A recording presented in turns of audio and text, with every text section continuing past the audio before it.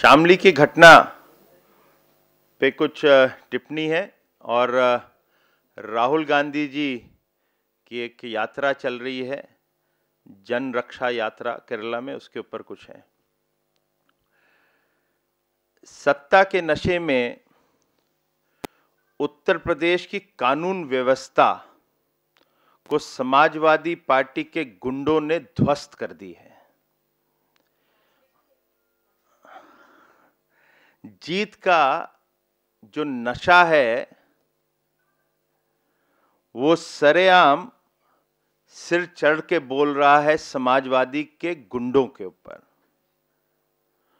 और जब गुंडे चुने जाते हैं तो वो जब जश्न मनाते हैं तो वो फूलों की बरसात नहीं करते, वो गोलियां चलाते हैं और उसी को जंगल राज कहा जाता है। और वहां की जो पुलिस होती है जंगल राज के अंदर एक मूर्ख दर्शक बन के रह जाती है। They become just a Spectator. 4 दिन हो गए और आज हम लोग देख रहे हैं कि कोई कार्रवाई नहीं हुई। खाली किसी न किसी तरह से अखिलेश यादव डैमेज कंट्रोल करने में लगे हैं।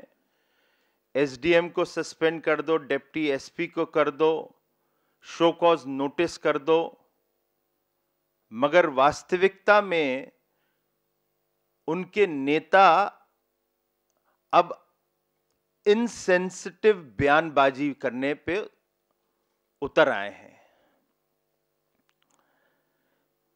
और इसलिए भारतीय जनता पार्टी की तरफ से अखिलेश यादव जी से कुछ हम लोग प्रश्न पूछना चाहते हैं।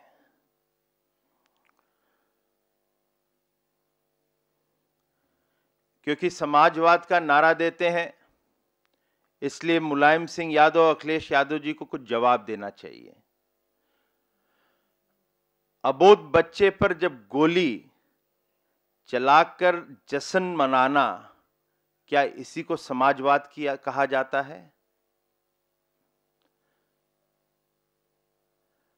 आपकी पुलिस की तारीफ खाली भारत में नहीं होती है, विश्व भर में होती है। क्योंकि जब भैंस चोरी हो जाती है या गुम हो जाती है आजम खां की, तो आपकी पुलिस इतनी सक्रिय हो जाती है कि वो जल्द से जल्द उन भैंसों को ढूंढ के भी ले आती है। तो अखिलेश जी, आपकी पुलिस जो इसमें जो आरोपी हैं उनको अभी तक पकड़कर क्यों नहीं लाई? जबकि जो लड़का मरा है, दुर्भाग्यपूर्ण बच्चे की जो हत्या हुई है, उसकी माता, उसके जो घर वाले हैं, उन लोगों ने चिन्हित भी किया है। They have identified the main accused and he is still going scot free. वो खुलेआम घूम रहा है, ना ही जेल के सलाखों के पीछे है। 5 नाम इनिशियली एफआईआर में दर्ज हुए हैं। वो 5 नाम एक कैंडिडेट का है जो जीती, उनके पति का है, उनके पति के बड़े भाई का है और 2 समाजवादी पार्टी के कार्यकर्ताओं का है। अभी तक वो खुलेआम घूम रहे हैं। और जो अरेस्ट हुए हैं, जो जेल के अंदर हैं, वो 3 लोग हैं जिनका एफआईआर में दर्ज भी नाम नहीं हुआ था। तो क्या ये कवर अप नहीं हो रहा है? आपके एक एमएलए है कैराना के, जिनका नाम है नाहिद हसन, जिनके बारे में कम बोला जाए उतना ही अच्छा है। उन्होंने मीडिया के ऊपर जो अटैक हुआ उसको उन्होंने डिफेंड किया और प्रश्न पूछा है, क्या मीडिया मेरे घर इजाजत लेकर आई थी या नहीं? तो नाहिद हसन साहब, आपको जवाब देना चाहिए कि जो आपके कार्यकर्ता जश्न मना रहे थे, गोलियां चला रहे थे, वो किस धारा के तहत, किस परमिशन के तहत उन्होंने ली थी और गोलियां चला रहे थे विक्ट्री प्रोसेशन पे, जिससे एक दुर्भाग्यपूर्ण घटना हुई।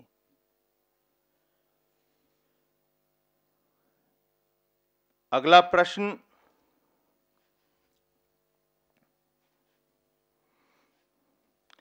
क्या अखिलेश यादव जी,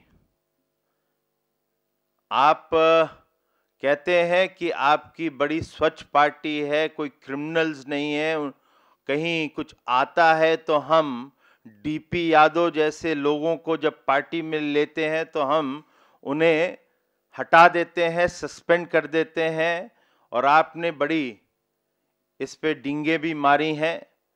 अखिलेश यादव जी, मैं ज़्यादा नहीं कहूँगा, आपके कैराना के एमएलए के विषय में कहना चाहता हूँ। उनका ये एफिडेविट है जो कि वेबसाइट से हमने भी डाउनलोड किया है। उनके ऊपर जो एफिडेविट उन्होंने स्वयं दिया है, चीफ जुडिशियल मजिस्ट्रेट मुजफ्फरनगर, उसके अंदर उनका केस दर्ज है, और मैं पढ़ देता हूं कि किस क्लॉज के नीचे उन्होंने ये डिटेल्स दी है। निम्नलिखित मामला मेरे विरुद्ध लंबित है, मैं जिसमें न्यायालय द्वारा संज्ञान लिया गया है। मतलब कि मेरे ऊपर जो केसेस हैं वो कोर्ट ने उसका संज्ञान लिया है, देयरफॉर उसके ऊपर केसेस दर्ज हुए हैं एंड केस चल रहे हैं। तो जो अखिलेश जी कहते हैं कि साफ सुथरी डीपी यादव का बड़ा उदाहरण उन्होंने दिया है, तो ये सीजीएम मुजफ्फरनगर में उनके अगेंस्ट केस चल रहा है, क्रिमिनल्स केस चल रहे हैं, उसके बारे में जानकारी दे देता हूं बाद में। जुडिशियल मजिस्ट्रेट 2 सहारनपुर में चल रहा है, जुडिशियल मजिस्ट्रेट के कोर्ट कैराना में भी चल रहा है। जो केसेस हैं वो क्रिमिनल इन नेचर हैं, वो राइट्स के हैं, वो केसेस हैं physical hurt that leads to attempt to murder, इस प्रकार की अनेक आईपीसी की धारा हैं। तो अखिलेश जी, इस पे आपको अपनी सफाई देनी चाहिए कि किस प्रकार की आपने अपने कार्यकर्ताओं की जमात भर रखी है, जो कि एक के बाद एक गुंडे निकलते आ रहे हैं। हमारा छठा प्रश्न जो है वो आजम खान साहब को जाता है। हर मौके पर, हर घटना पर आजम खां की जो बदजुबानी है वो हमें सुनने को मिलती है, मगर इस घटना पे आजम खान साहब आप क्यों चुप हैं? इस पे आप क्या बोलना चाहते हैं? और आखिरी जो चौथा स्तंभ है, मीडिया, अखिलेश यादव जी, आपने शो कॉज नोटिस अपने एमएलए को दिया है।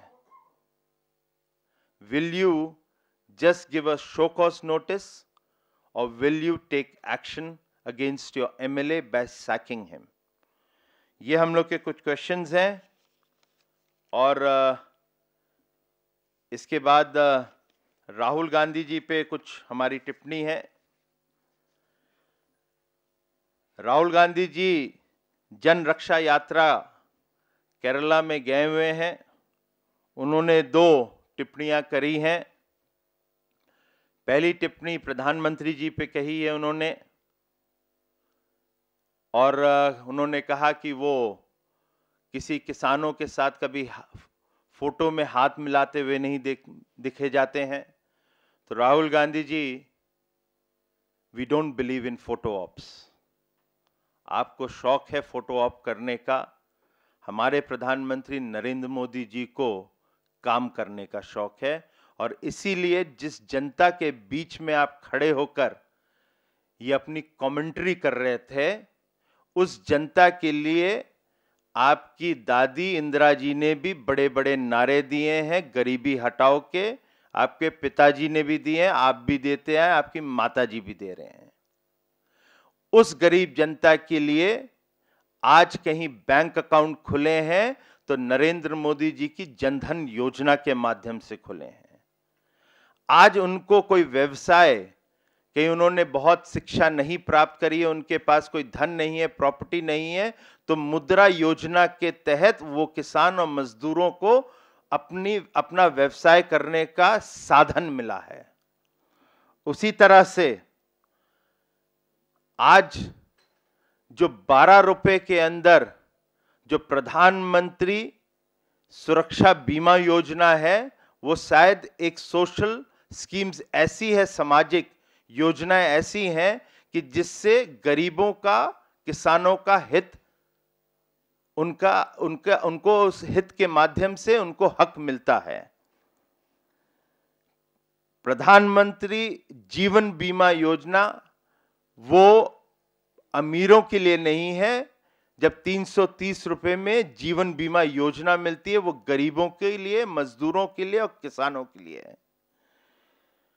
और इसलिए जब किसानों की बात करते हैं तो राहुल जी, फोटो ऑप से नहीं होता, लोगों के घर जाके खाना खाने से नहीं होता, उनके खेतों की सुरक्षा, उनके फसलों की सुरक्षा की आवश्यकता होती है, जो कि आप लोगों ने कभी सोची नहीं और उसको सरल नहीं बनाई।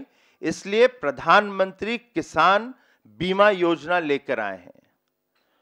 तो राहुल गांधी जी, फोटो आपको मुबारक हो, हमें और हमारे प्रधानमंत्री जी को काम मुबारक है। दूसरा उन्होंने कहा है, और उन्होंने एक टिप्पणी करी है कम्युनिस्ट पार्टी पर, वो जो भी टिप्पणी करना चाहे उसमें हमें कोई आपत्ति नहीं है। और उन्होंने कहा है, the ideology they believe is obsolete. Rahul Gandhi ji, कहीं वो ऑब्सोलीट हैं तो बंगाल में आप उनके साथ गठबंधन क्यों करना चाहते हैं, इसका भी जवाब वो दे दें। जो एक्सपायरी डेट हो चुकी है उसके साथ जब गठबंधन किया जाता है तो वो पॉइजनस बन जाता है। तो शायद इसकी जानकारी आपको ना हो तो राहुल गांधी जी को ले लेनी चाहिए। और राहुल गांधी जी, जब आप केरल गए तो जो चीज आपको बोलनी चाहिए थी वो आपने नहीं बोली, इसलिए हम पूछ लेते हैं। वहां पर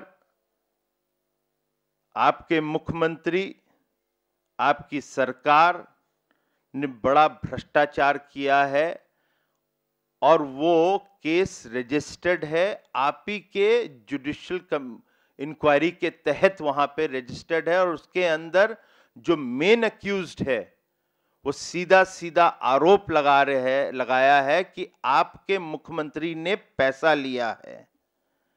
उसके बारे में राहुल गांधी जी आप चुप क्यों रहे? ये सेलेक्टिव आपको एमनीसिया क्यों हो जाता है जब अपने राज्यों में जाते हैं? दोस्तों, मेरी तरफ से इतना ही। कुछ आपके कोई प्रश्न होंगे तो I will certainly make an attempt, please. Sorry? Well, if there is first on these two things, I think we can cover that and then we can move on to anything else.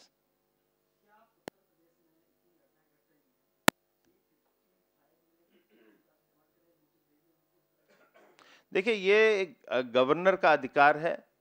Governor साहब ठीक समझेंगे तो गृह मंत्रालय को भेजेंगे, मगर जहां तक कि पार्टी का सवाल है, हमने शामली की घटना पे सीबीआई इंक्वायरी मांगी है और हम लोगों का जो आज जिस प्रकार से असंवेदनशील जो बयानबाजी हो रही है उस पे हम लोग सीबीआई की जो मांग जो कल करी गई थी उसको हम लोग का उसकी पुष्टि होती है और उसको और सपोर्ट मिलता है।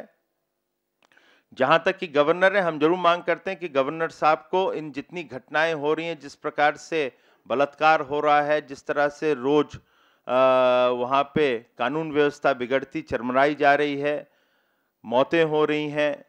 इन चीज़ों के ऊपर गवर्नर साहब को अपने संवैधानिक पद को देखते हुए गृह मंत्रालय को जरूर एक रिपोर्ट भेजनी चाहिए, क्योंकि उत्तर प्रदेश की जो हालत है वो बद से बदतर हो गई है।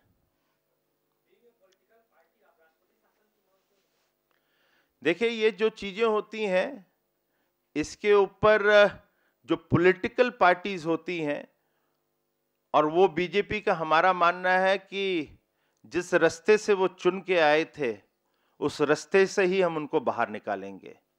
तो लोकतंत्र में पॉलिटिकल पार्टी का होता है, जो संवैधानिक पद पे बैठते हैं वो संवैधानिक चीजों का इस्तेमाल कर सकते हैं, इसलिए मैंने गवर्नर साहब का जिक्र किया।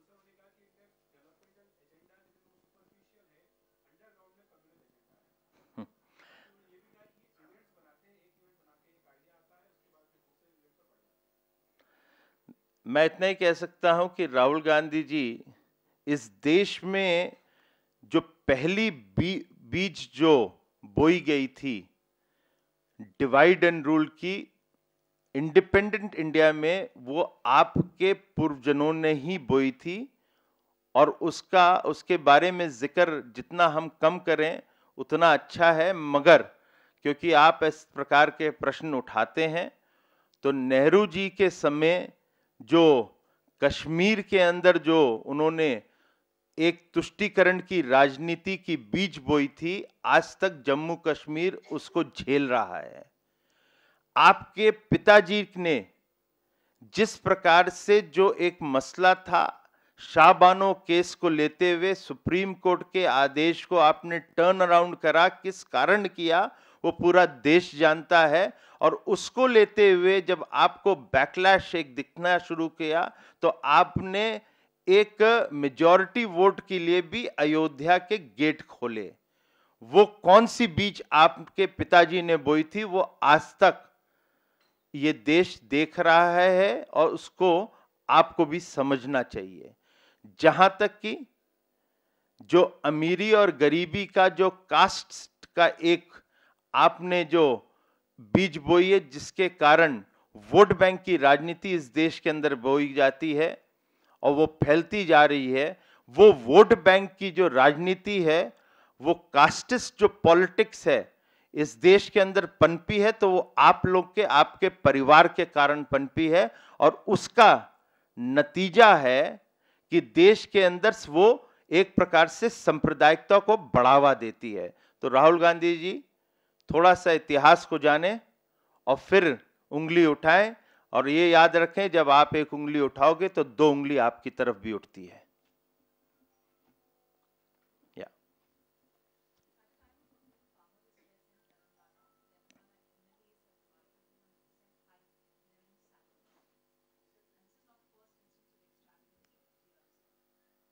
Well, I can only say that we have seen in past number of incidents where, particularly the state which is Telangana, there has been a huge kind of extravagance which we have seen happening there. But at a time when the government, you see, there are two sides to it. One is the salary. If it is underpaid or less paid, you need to look into it. There's nothing wrong in it. But the government cannot be perceived or look to be perceived being insensitive toward the cause of those who are suffering. And therefore, the government of Telangana should have been sensitive towards the cause, and the timing certainly is not right. ठीक sir, thank you. हाँ जी, कौन हो गया?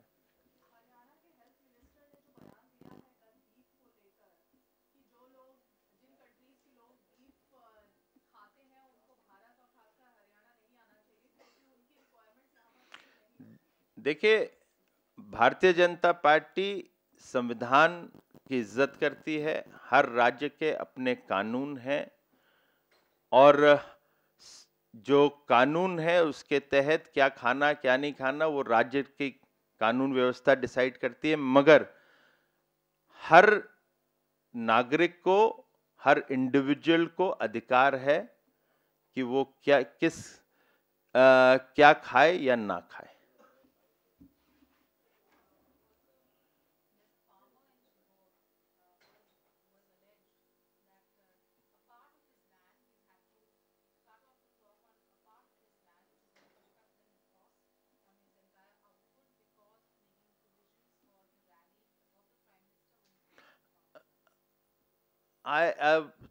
Truly speaking, I haven't read the story, but I don't think the government will be insensitive. Any government could be insensitive towards, if there is a farmer has a crop, then the government will not be insensitive and government will take all appropriate steps. Sir.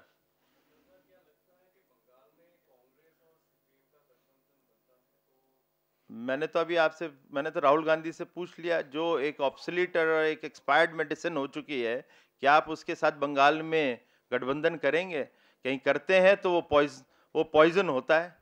मैंने तो बोला अब होना ना होना तो उनको निर्णय करना है ना, वो हाइपोथेटिकल है, जब होएगा तो हम बताएं, उसका जवाब देंगे।